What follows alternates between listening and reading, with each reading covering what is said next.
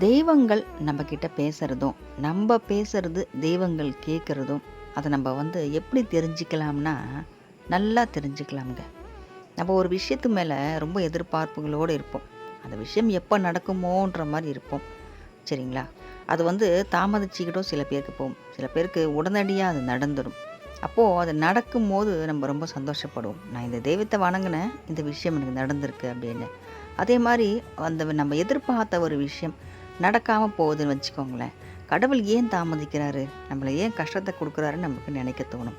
எதுவாக இருந்தாலும் எந்த நேரத்தில் நடக்கணுமோ அந்த நேரத்தில் நிச்சயமாக நல்லதாகவே நடக்கும். ஏன்னா நம்ம கடவுள் மேலே நம்பிக்கை வச்சு எல்லாமே செஞ்சிட்ருக்கோம்.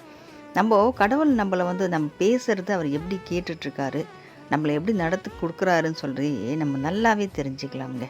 ஒரு விஷயம் நம்ம நினைப்போம், எங்கேயாவது ஒரு சின்னதாக ஒரு பூஜை நடக்குது வச்சுக்கோங்களேன், அங்கே நம்மளால் போக முடியல.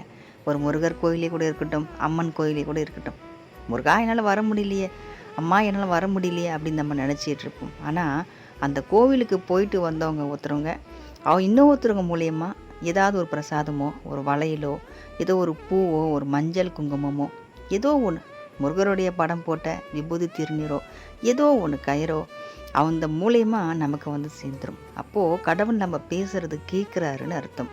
நம்மளுடைய மனசை அவர் பார்க்குறாரு. அன்பாக மனசார வச்சு நம்மளை பார்க்கணும்னு நினைக்கிறாங்க.